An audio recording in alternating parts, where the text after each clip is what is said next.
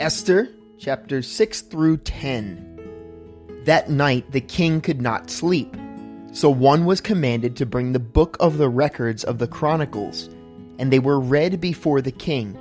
And it was found written that Mordecai had told of Bigthana and Teresh, two of the king's eunuchs, the doorkeepers who had sought to lay hands on King Ahasuerus. Then the king said, "What honor or dignity has been bestowed on Mordecai for this?" And the king's servants who attended him said, "Nothing has been done for him." So the king said, "Who is in the court?" Now Haman had just entered the outer court of the king's palace to suggest that the king hang Mordecai on the gallows that he had prepared for him. The king's servants said to him, "Haman is here, standing in the court." And the king said, "Let him come in." So Haman came in, and the king asked him, "What shall be done for the man whom the king delights to honor?" Now Haman thought in his heart, "Whom would the king delight to honor more than me?"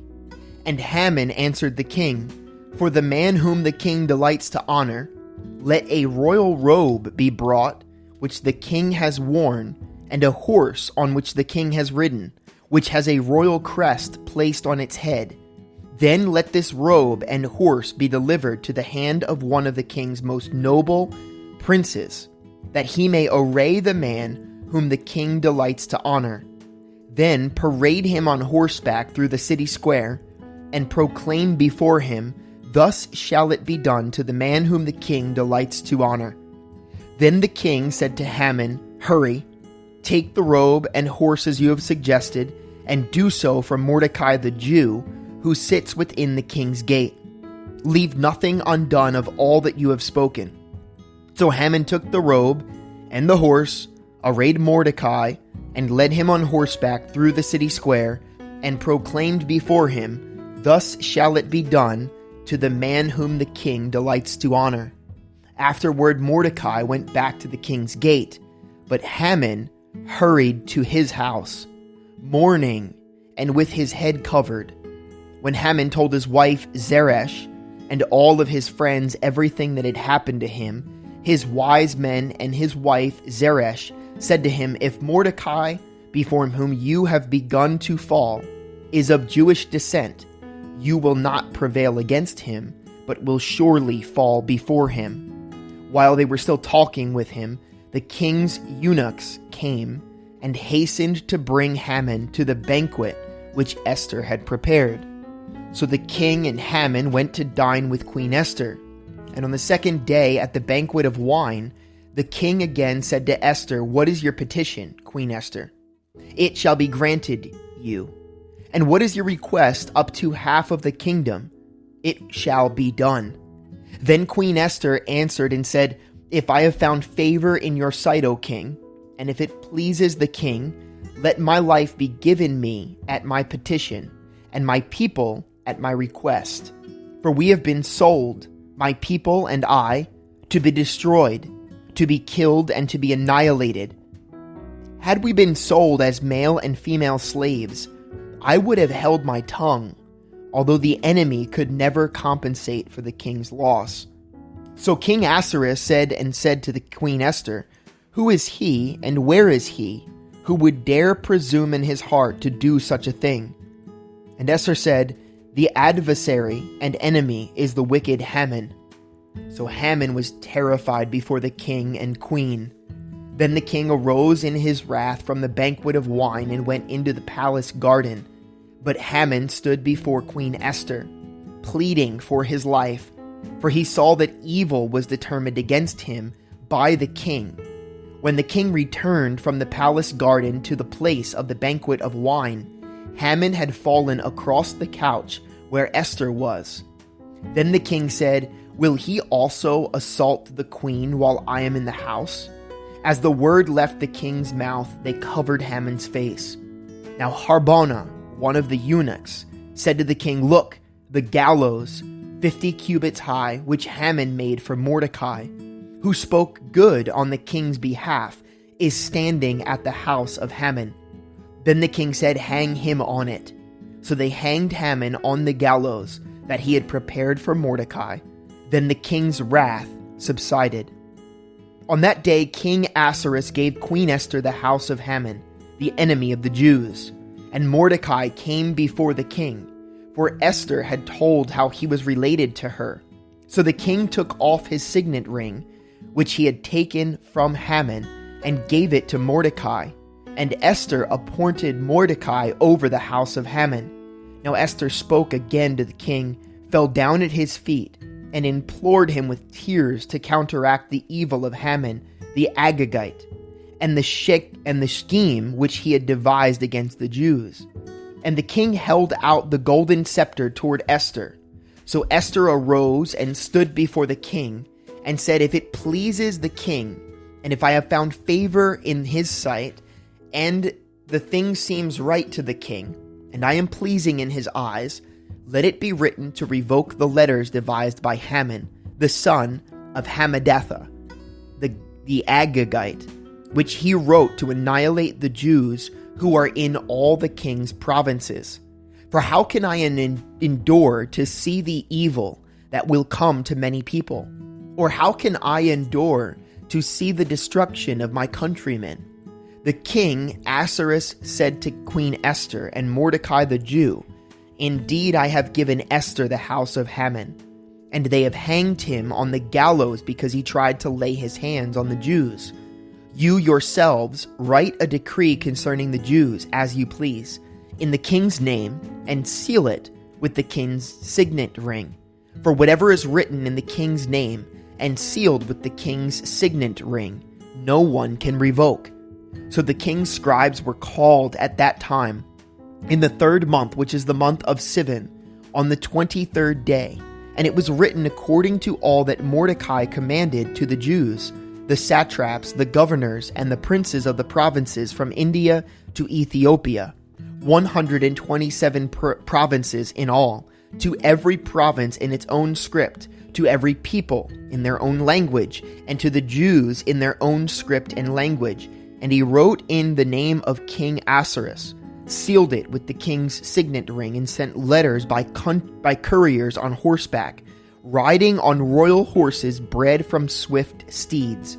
By these letters the king permitted the Jews who were in every city to gather together and protect their lives, to destroy, kill, and annihilate all the forces of any people or province that would assault them, both little children and women, and to plunder their possessions. On one day in all the provinces of King Ahasuerus, on the 13th day of the 12th month, which is the month of Adar, a copy of the document was to be issued as a decree in every province and published for all people, so that the Jews would be ready on that day to avenge themselves on their enemies.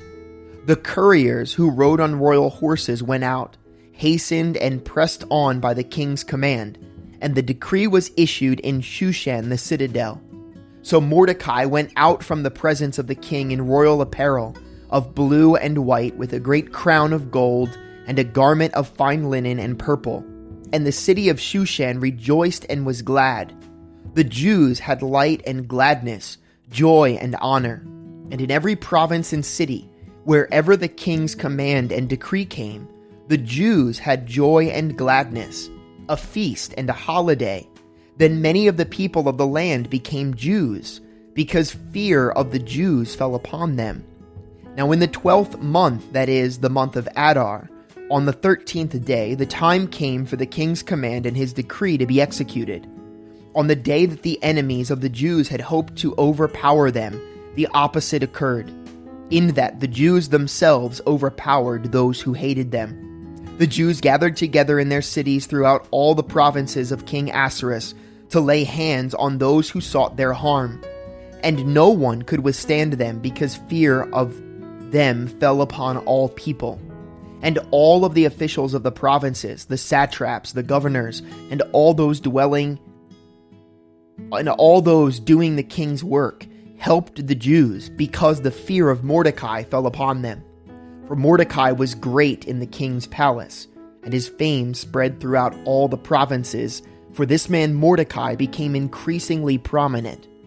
Thus the Jews defeated all their enemies with the stroke of the sword, with slaughter and destruction, and did what they pleased with those who hated them.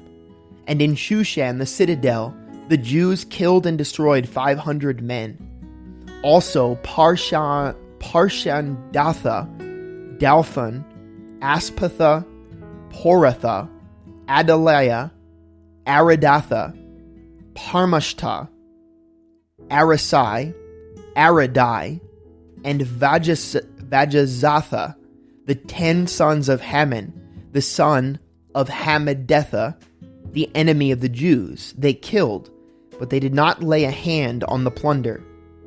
On that day, the number of those who were killed in Shushan the citadel was brought to the king.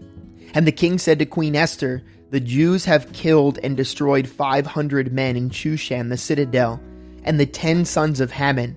What have they done in the rest of the king's provinces? Now what is your petition?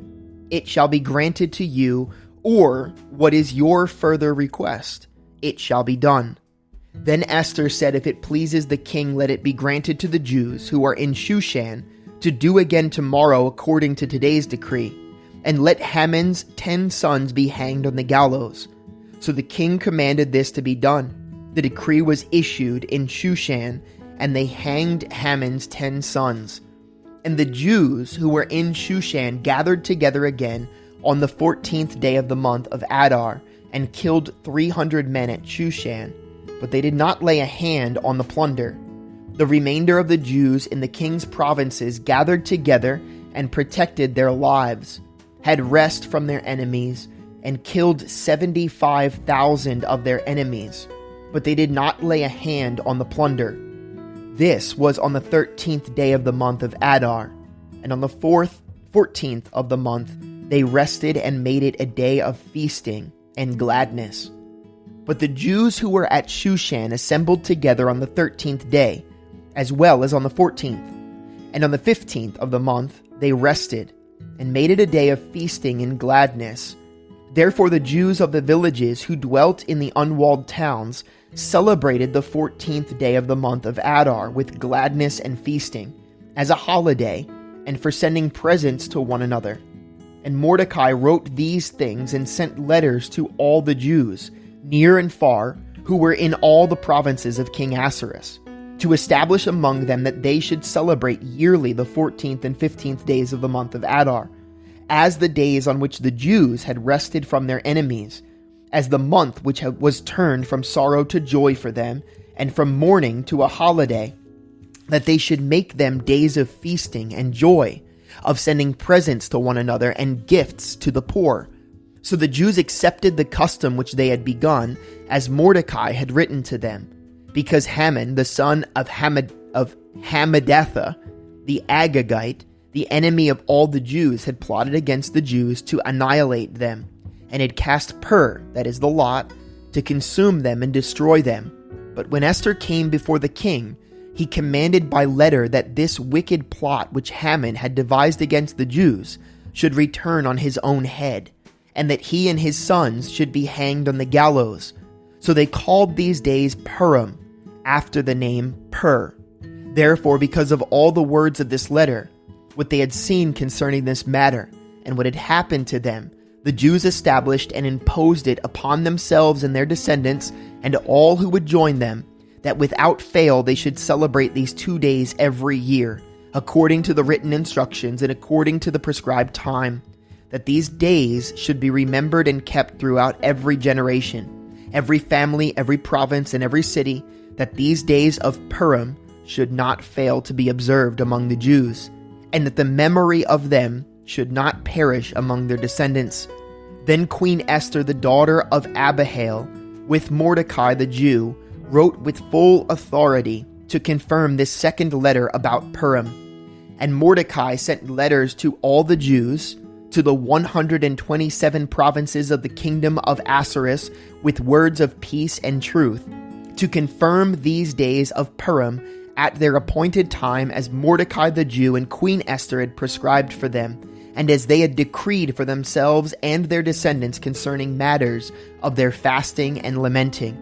So the decree of Esther confirmed these matters of Purim, and it was written in the book. And King Ahasuerus imposed tribute on the land and on the islands of the sea. Now all the acts of his power and his might, and the account of the greatness of Mordecai, to which the king advanced him, are they not written in the book of Chronicles of the kings of Media and Persia? For Mordecai the Jew was second to King Ahasuerus, and was great among the Jews, and well received by the multitude of his brethren, seeking the good of his people, and speaking peace to all of his countrymen.